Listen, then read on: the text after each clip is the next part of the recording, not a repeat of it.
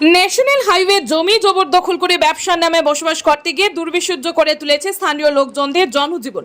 ঘটনার বিবরণে জানা যায় যে পানিসাগর নগর পঞ্চায়েত এলাকার জাতীয় সড়ক সংলগ্ন ৩ আনি এলাকায় ওই এলাকার বাসিন্দা পেশায় গাড়ি চালক বিজয় দাস ও ওনার স্ত্রী মৌসুমী দাস বিগত প্রায় ১০ বছর পূর্বে যৌতুক জমি কিনে বসবাস করছেন। এদের অভিযোগ, এরই মধ্যে বিগত প্রায় ২-৩ বছর পূর্বে আচমকাই তাদের বসতবাড়ির সামনে এনএইচের জায়গা জবরদখল করে দোকানঘর তৈরি করে উষা সূত্রধর নামের এক মহিলা। জানা গেছে ওর পরিবারে রয়েছে ২টি দিব্যাঙ্গ পুত্র সহ একটি কন্যা সন্তান। পরিবারটির অসহায়ত্বের কথা চিন্তা করে তৎকালীন সময়ে বিজয় দাস কোনো আপত্তি করেনি। এর সুযোগকে হাতিয়ার করে উষা সূত্রধর নেকি পরিবার সমেত ছোট পরিসরের দোকান ঘরটিতে রাত্রি যাপন সহ প্রাকৃতিক কাজে কর্মসংস্থান বাসন ধোয়ার করতে গিয়ে এলাকার পরিবেশ বিষিয়ে তুলেছে। দোকান ঘরের ডাইপার সহ ক্যারিব্যাগে প্রাকৃতিক কাজ সম্পন্ন করে সেই সমস্ত আপত্তিকর সামগ্রী নেকি আশপাশ এলাকার যত্রতত্র ছিটিয়ে ছড়িয়ে ফেলে সুস্থ পরিবেশ বিঘ্নিত করে তুলছে।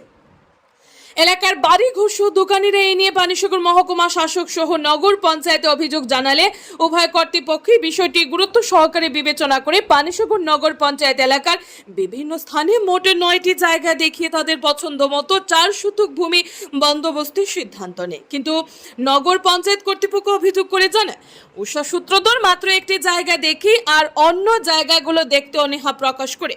উষার দাবি, দোকান ঘরের জায়গাটিতে সরকারি বন্দোবস্ত দিতে হবে।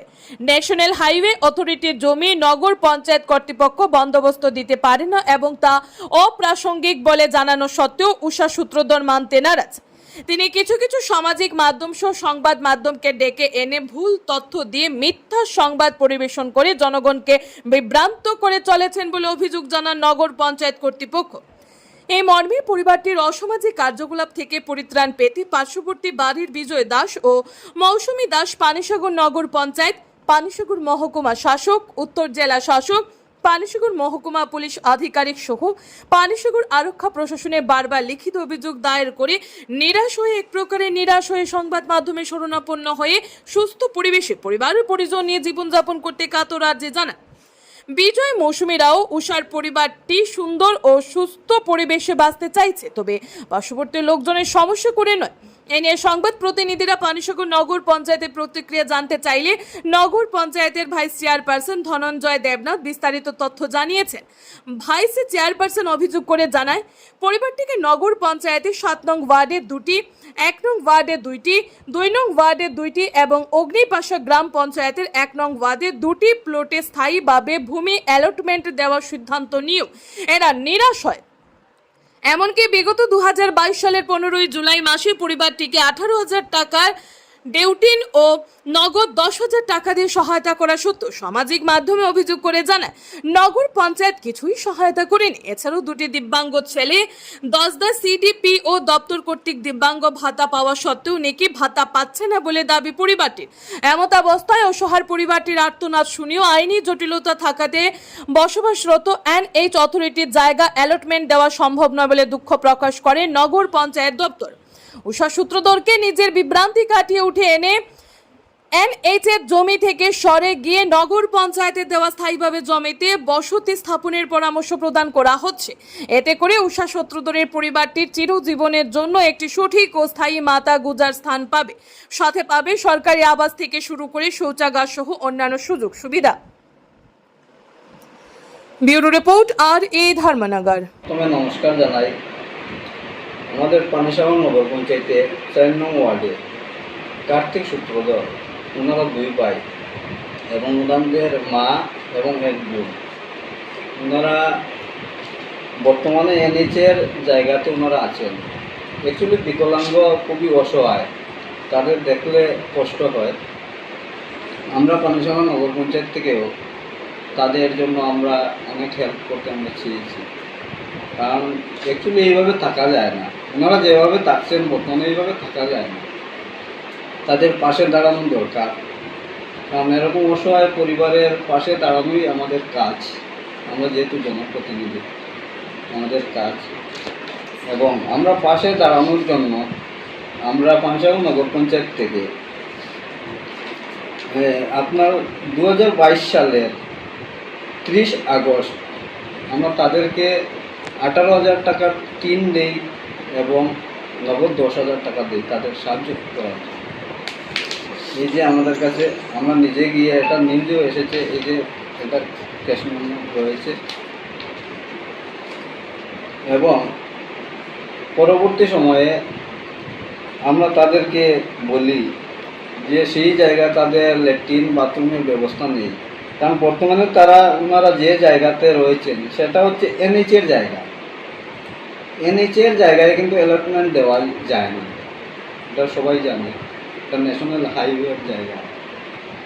তো সেই জায়গাতে তাদেরকে ঘর দেওয়া যাচ্ছে না, টয়লেট ল্যাট্রিন বাথরুম কিছুই দেওয়া যাচ্ছে না।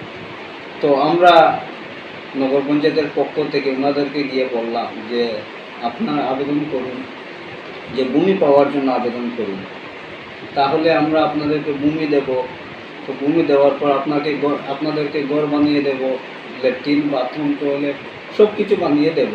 কারণ ওনারাও কিন্তু খুব অসহায়, তার জন্য আমরা তাদেরকে বলেছি।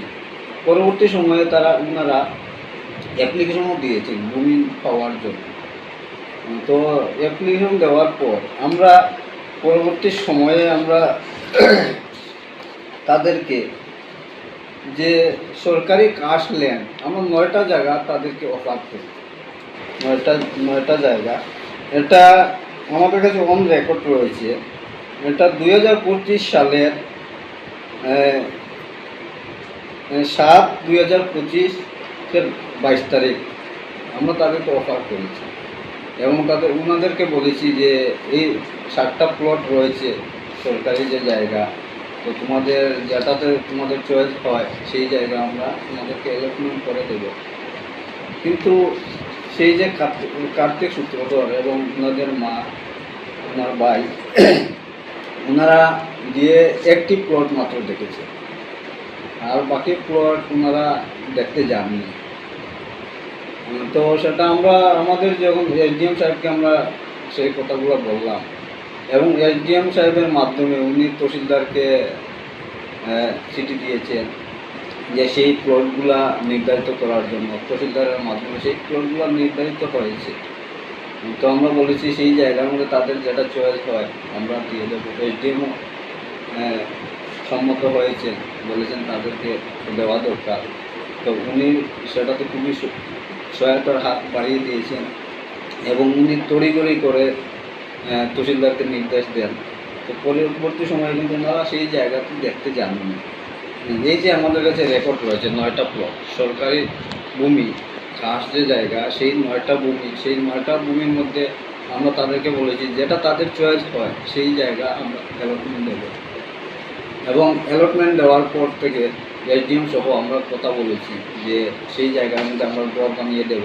সরকারি যে প্রধানমন্ত্রী আবাস যোজনার ঘর নগর পঞ্চায়েত থেকে দেওয়া হয় সেই ঘর দেব, টয়লেট দেব, বাথরুম দেব। কিন্তু ওনারা দেখেননি জায়গা। ওনাদের বক্তব্য হচ্ছে ওনারা যে জায়গাতে আছেন সেই জায়গা আমাদের লাগে, সেই জায়গা। তো সেটা কি করে সম্ভব? সেটা তো আমাদের এখতিয়ারে নেই, এসডিএমেরও এখতিয়ারে নেই। তো সেটা তো দেওয়া সম্ভব নয়, কারণ সেটা হচ্ছে এনএইচের জায়গা, সেটা কেউ পারবে না। তো ওনারা এভাবেই এখানে রয়েছে। তো ওনারা বর্তমান দেখছি বিভিন্ন মিডিয়াতে এনে ওনারা বলছেন যে ওনারা কোনো সুযোগ পাচ্ছেন না, কেউ সহায়তার হাত বাড়াচ্ছেন না, সেটা বলছে। আপনারা এই যে তথ্য রয়েছে আপনারা নিজে গিয়ে ওনাদেরকে জিজ্ঞেস করুন আমরা সেইভাবে অফার করেছি কি না। কিন্তু সেই বর্তমানে যে জায়গাতে রয়েছেন সেটা কোনোভাবেই সম্ভব নয়, কারণ সেটা এনএইচের জায়গা। তো এই হচ্ছে বিষয়। তো পাশাপাশি যে আশপাশের লোকেরাই আমাদেরকে অভিযোগ জানান যে এই পরিবারের জন্য, কারণ তাদের ল্যাট্রিন বাথরুম টয়লেট নেই, অন্যদের অসুবিধা হচ্ছে, পাশাপাশি ওনারা যে রয়েছেন তাদের অসুবিধা হচ্ছে।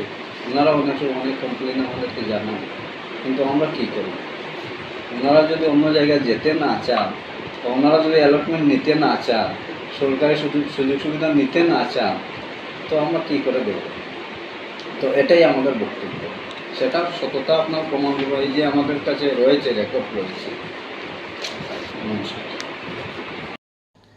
কি নাম আপনার? মৌসুমী দাস, এই এলাকাটার কি নাম? তিনানি মার্কেট, এটা কি নগর পঞ্চায়েত? নগর পঞ্চায়েত, কত নম্বর ওয়ার্ড? 4 নম্বর ওয়ার্ড। তো কি অভিযোগ আপনারা? অভিযোগ হয়েছে এখানে তো আমরা আজকে 8-9 বছর হয়েছে জায়গাটা কিনিয়া বাড়ি বানাইছি। তারপরে কিছুদিন পরে দেখা যায় একজন মহিলা তার 2টা বাচ্চা ছেলে এবং একটা মাইয়া নিয়ে এখানে আইসে, আইয়া ঘরের জবরদখল ঘর বানাইছে, মানে এখানে দোকানদারি করে। তো আমরা তো ভাবছি যে এখানে দোকানদারি করব, ওখান দেখা যায় 4 জন লইয়া এখানেই থাকে, এখানে ল্যাট্রিন পেতরা রান্না খালি সব কিছু। এটা নিয়ে আমারে প্রচণ্ড সাতাইতে আছে। 2 দিন পরে পরে এখানে সাপ্লাইয়ের সামনে, আমার ঘরের সামনে সাপ্লাই পয়েন্ট বাইঙ্গিয়া এখানে পেচ্চাপ টেচ্চাপ হাগিস টাগিস ইয়ে করিয়া আমার বাড়ি ঘরে ফেলায়। এদিকে কোনো দিকে ইলেকট্রিক নাই, বাথরুম নাই, কিচ্ছু নাই, এসব জলায় আমারে যন্ত্রণা দেয়। কারা যে দখল করে এখানে আছে উনি কে? উনি হলো উষা সূত্রধর, তার ছেলে কার্তিক সূত্রধর, বিমল সূত্রধর, আর মাইয়াটার নাম জানি না আমি। তারা কতদিন যাবত এখানে আছে? 3 বছর, 2.5-3 বছর। এখন কি তারা ওই দোকান ঘরের মধ্যেই রাতে যাপন করতেছে? হ্যাঁ, দোকান ঘরের মধ্যে সব কিছু। তো এখানে কি ল্যাট্রিন বাথরুমের কোনো ব্যবস্থা আছে? না, তারা এখানে কোনো ব্যবস্থা নেই। তো আপনারা কি অভিযোগ, মানে তারাই ল্যাট্রিন বাথরুম করে হাগিস টাগিস বাইরে যত্র ফেলাই দেয়? যত ফালাইয়া দেয়। মহিলাটারও ওই খুব ঝগড়া টগড়া করে, এই দোকান টোকান সবের অভিযোগ আছে এখানে। তো এই নিয়ে আপনারা কি পানিসাগর নগর পঞ্চায়েত বা কোনো দপ্তরের কোনো আধিকারিকের কাছে যোগাযোগ করছিলেন? আমি এটা নিয়ে পানিসাগর নগর পঞ্চায়েত, আমার 4 নম্বর ওয়ার্ডের মেম্বার, ভাইস চেয়ারম্যান, জেলা শাসক, SDM এর কাছে দরখাস্ত দিছি, পানিসাগর BS এ অভিযোগ করছি, DM এর কাছে অভিযোগ করছি। আমি সুষ্ঠু বিচার পাইছি না। এখন আপনি কি চাইতেছেন? আমি এটা চাইছি যে আমি যখন সুস্থভাবে এখানে থাকতে চাই। আমার ঘরে স্টুডেন্ট আছে 2 জন, আমার একজন মেয়ে একজন ছেলে, তারা এই পানিসাগর স্কুলেই পড়াশোনা করতেছে। এটা বিশ্রী ভাষায় গালিগালাজ করে, খুব সাতায়। এটা যদি হয় না তো মুশকিলে পড়ি। আমি পিছন দিকে আমি জুট বসত বাড়ি কিনিয়ে আমি জুট জায়গাতে আছি। আমি রাস্তা দিকেই কিনছি জায়গাটা, সামনে আমার উত্তরের রাস্তা। আমি আসার পরে এখানে জবরদখল করিয়া জোর জুলুম করিয়া ঘর বানাইয়া ও দোকানদারি করতেছে। এখন আপনারা কি চাইতেছেন?